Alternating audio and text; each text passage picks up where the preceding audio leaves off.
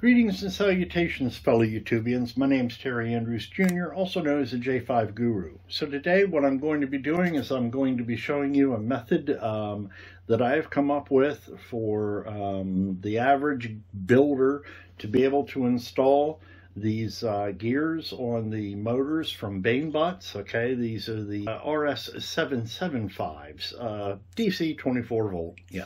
So, how to press this pinion on here without destroying or damaging the motor or the pinion or the shaft.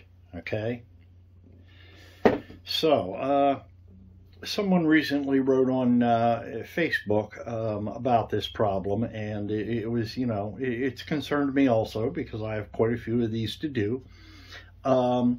Yesterday morning, I was dreaming, and nope, you know, hey, I can't get no rest. I'm always thinking of the project, and while dreaming, I come up with the, yeah, I just like, yep, it woke me right up. I'm like, my God, I got it. So here's what I come up with. This. Get it in frame here. A 3D printed fixture that anybody will be able to 3D print. Your 3D printer will need to be dimensionally accurate when it prints, so you have to take shrinkage of the filament into account, all that good stuff. I can't tell you how to run or dial in your 3D printer. I printed these in polycarbonate. This for me is a tool. So yeah, I could be using this same thing 5 years from now to put new pinions on new motors. So yeah, this is a tool. I want it to be right. Okay. So with this fixture, you'll be able to use, if you have an arbor press, you can use an arbor press. If you have a bench vise with at least a 4-inch jaw opening, you will be able to use that. You can use a 4-inch C-clamp. I will show all three of these methods, the C-clamp being the most bear skins and stone knives of the three. It will get the job done. It's not pretty, it's a little fiddly, but it does work, and it produces the same exact end results. So you don't have to run out and buy an arbor press. Just yep, I mean, if you've got one, great. You know, yep. So here we go. All right, so what we have to do is we have to press this gear pinion on here far enough so that it does not, when it's assembled, this face of this does not hit down here. But then we have a second issue, which is we do not want this pressed on so far that this edge, because this has burrs on it more often than not, that this edge will be riding up here like this. This be exaggerated, sorry.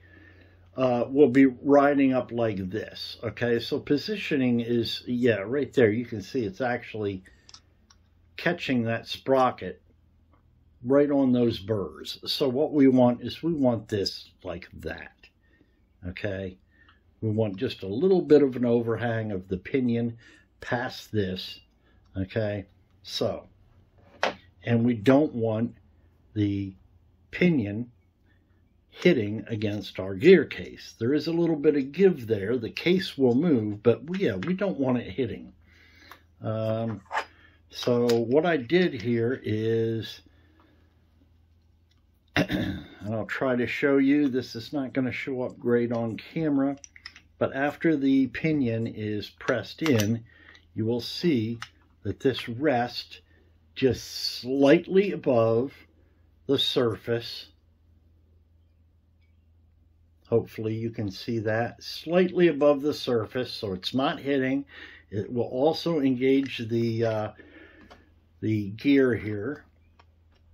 So this goes in like that, and it goes in. It properly engages the gear. I realize you can't see it. Trust me, I have, yep, done my due diligence. So, how to do that? This little puppy here. Okay, I gotta remember to keep things in frame, folks. Sorry, I'm working in a small space. So, I'm going to show you all three methods, but basically here's how you go ahead and assemble this actual fixture.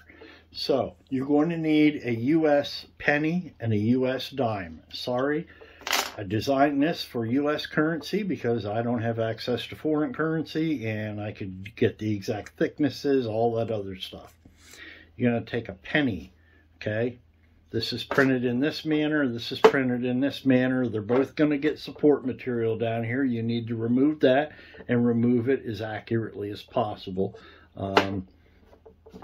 So, take the back of the penny, okay? You're going to insert the back of the penny into here like this. And press it in, okay? There we go. And that will hold and capture that. Rinse and repeat with this. So you take your penny, put the back side this way. Okay? There we go. This one's a little bit loose. That's perfectly fine. Now, the reason you want the backs is Mr. Lincoln's head here has some surface features on it which we don't want interfering with our process. So you're then going to take a dime, you're going to stick it on top. As it turns out, it just kind of self-centers itself in there. Same thing here. Take a dime, take the back side, kind of centers itself right in there. Can you see that? Hopefully you can. All right, now you're going to take either some cellophane tape, or I have here blue painter's tape, okay, and I'm just going to rip this down the center. Doesn't have to be perfect, okay. Make sure that's on there, right in the center of your penny, and you're just going to kind of hold that in place like that. All right, same thing with this. Come up here, it doesn't have to be pretty, just has to be practical. Okay, put that on there, boom. All right, so there you go. The dime will stick proud or higher than this surface. That's what you want. Same thing here, sticks above this surface, okay? I designed this so that the terminals, I don't know, these are actually a little bit bent in, but you know, your terminals, just give them a little tweak upward. This will go in. This will fit a little tight because this is pressed. There's some pressed features here and it changes the OD ever so slightly. I wanted it to be a little bit tighter than rather it be too loose, but it goes in there real easily. Line up the terminals, press it in till it bottoms out, and then hold your finger here and then press that shaft. Now if I press on the shaft with this in here, you'll probably be able to see, well, the can moved. Anyhow, yeah, so now that back of that shaft on that motor is now pressing up against the penny.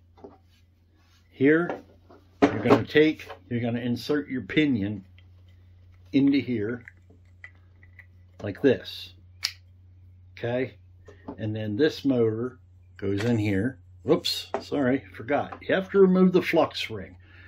Simply find this, give it a little spin, pull it off, okay. Put that back in there. There we go. This slides right in there. Now everything is perfectly aligned.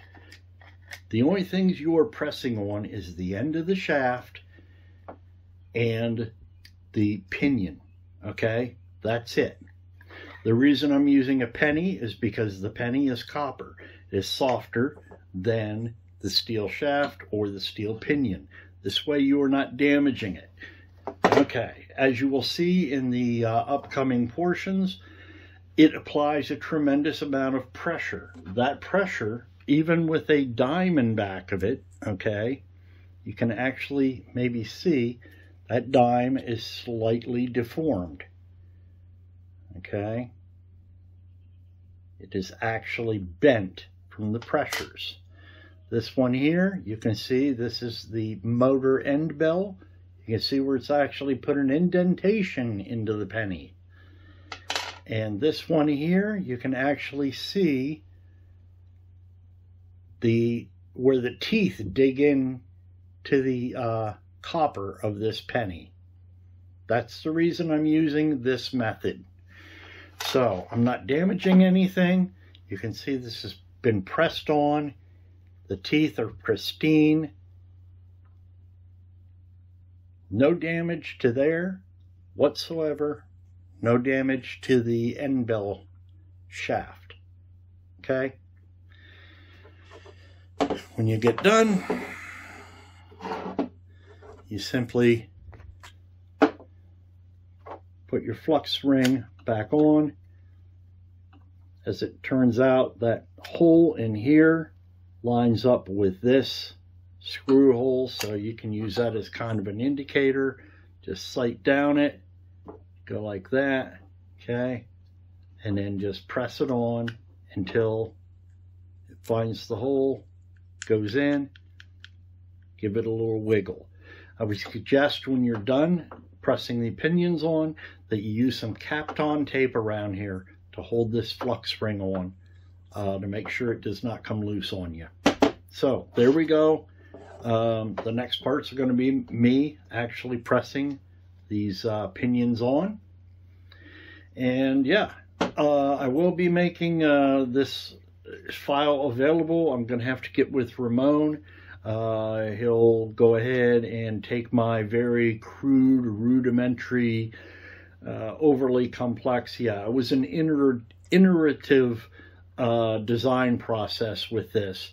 So he'll pretty it all up, and we might even put it up on printables or something, but we'll definitely make it available to the J5 builders, and probably put it up on printables this way. Anybody out there that is, using these for another purpose, but are still using the Bainbot's dual motor input configuration, it can do that, can put those pinions on there rather easily, and more importantly, accurately. So, all right, next stop is going to be the arbor press. Flux ring, remove it. Pinion goes in here, okay? Should be able to see that. Let me confirm. Tell you what, I'll go behind the camera so I can see what you see. Pinion gets dropped down in. Just like that. Till it bottoms out on the penny. Okay? And then the top piece goes on. Line the terminals up. Put your thumb there. Give it a press. There we go. Okay. Terminals will be below this surface. Ever so slightly. But they will be below the surface. Okay. This. Oops. Put this in here like that. Just like that. Okay. So there's your fixture. And now apply pressure. How much? We don't know. Who's to say? That one went down in there pretty easy. Okay. Comes out. Top comes off. We'll check this one. Zeroed out. Down in.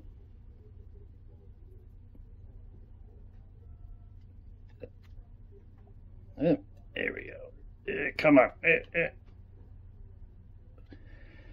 Got 171. Pretty good.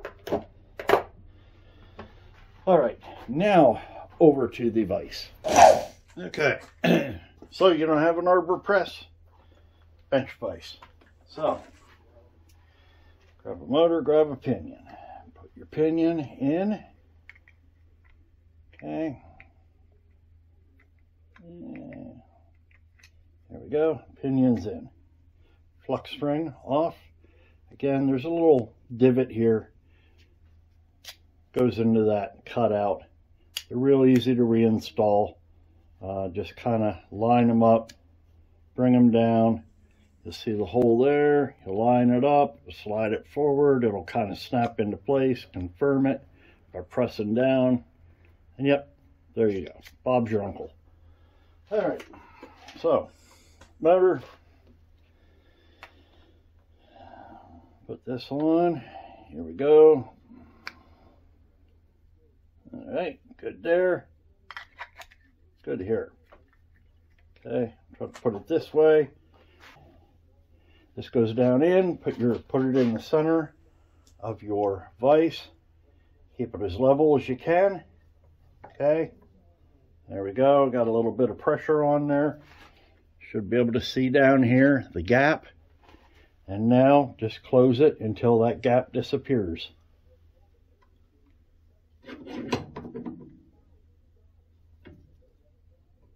There you go. Click. Okay. Looks good to me. Yep, looks like it's darn near flush. Let's check the heights here. The calipers. Oops, come on, 0. There we are, 0. And what do we got? Got 195 there. Okay, we're going to give that another go. Again, the beauty of this is you can go back and kind of redo it, you know, just to make sure. Okay, yep, I can see it moving, yep. All right. So I'm going to say that got a little bit closer.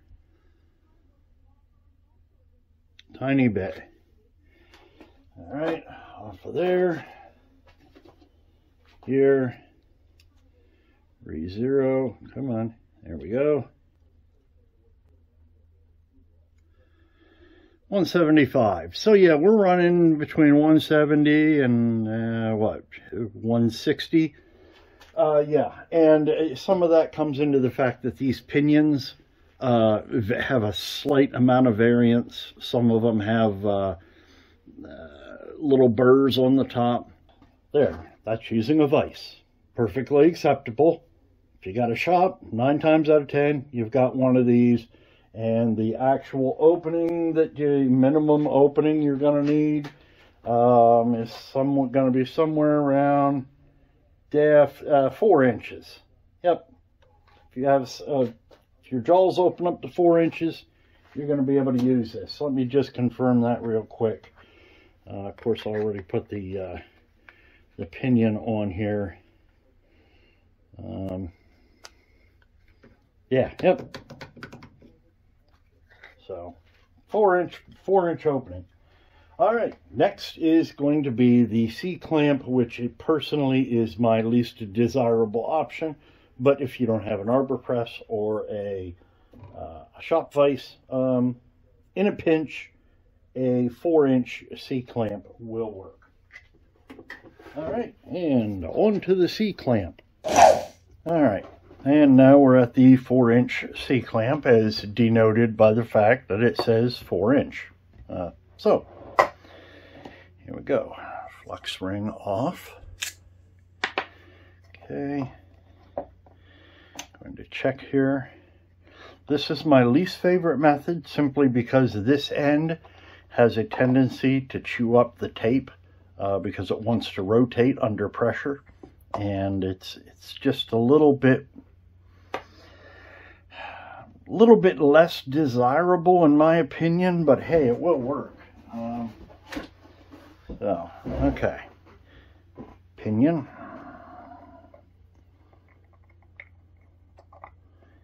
And that goes down in there, just like that.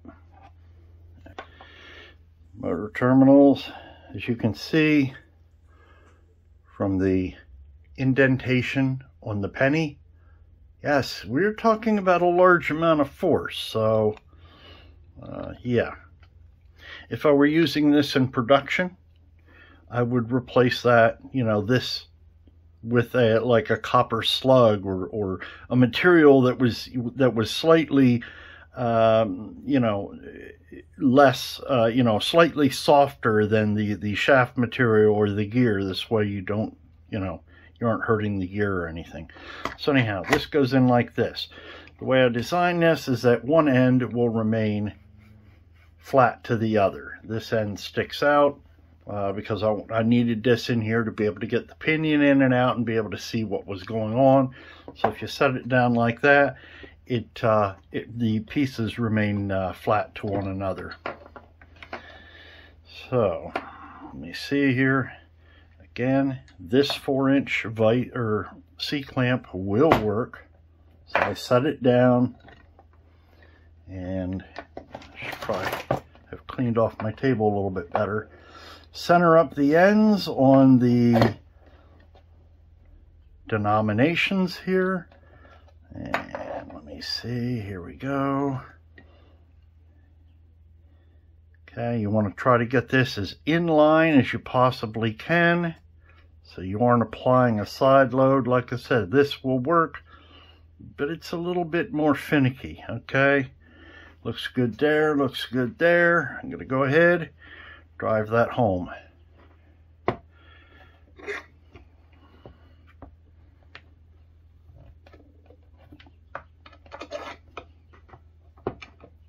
You're going to have to apply some torque to this, okay? Because there is a lot of pressure here. Did I say this was my least? See, it's slipping off the dime. This is why I don't like this method. So I'm gonna loosen up, recenter it. There we go. Get it back in line. There we go. There it's going. Like I said, this will work. There. See how that stopped rotating? I now know that I'm bottomed up against that. Alright, so we should be, for the pinion, the, what is it? The 170-ish to 160th range. 170, 160. Oops, helps if you could turn them on, dummy. Okay, so let's see what this one gives us. Come on, come on. Oh, there we go. 170 and a half. All right, one more time there. This is hard to do. Hard to do with the camera this close. There we go. I think I got everything in frame there. And let's see what it says. 169.5. I'll buy that for $1. I'd buy that for $1. Okay, so there we go. That is a way to do it. The ends are not, when you do it with the C-clamp, you're going to be replacing these more often. You know, yeah, because you can see there where it's trying to turn this. But yeah, so that does work. Like I said, you can clearly see the divot. Where are we at here? Yep, clearly see the divot in the penny from the end of the shaft here. And on this end, not as bad, but it is definitely deformed. So, but the actual sprocket, the gear, the actual gear itself is pristine. The motor is perfectly fine. No issues. And I'll just show you here. So I take a casing, okay, And I kind of put it like this. Okay, so I can see down in there. And if I put this down in there, I can see that I have an ever so slight gap. I don't know if the camera will pick this up. An ever so slight gap between, I'm going to say it's probably 20 thousandths maybe, between the this face and this gear. So the face of this gear is not going to be rubbing on here, but it sits up, still sits low enough that it engages the teeth. See how it's kind of beveled at the edges there? And it fully engages the teeth without hitting on the very end here, which, as I said before, these can have some burrs in them. So what you really don't want is you don't want that gear setting like this, okay, or like that even. Okay, I can actually feel a little bit of a grabbing right there. What you want is you want to have this setting just like that, something like that. So there you go. Hope this helped you. Yep. Came to me in a dream. Imagine that. I don't even get to sleep in peace. I can't get away from this robot. All right, so there we go. Inspiration from a dream. Yeah. All right, that's it. Terry Andrews Jr. saying bye for now, and I hope you learned something. Yeah, Patreon, our Facebook group. Yep. Yeah, please join in, and yeah, go build something cool.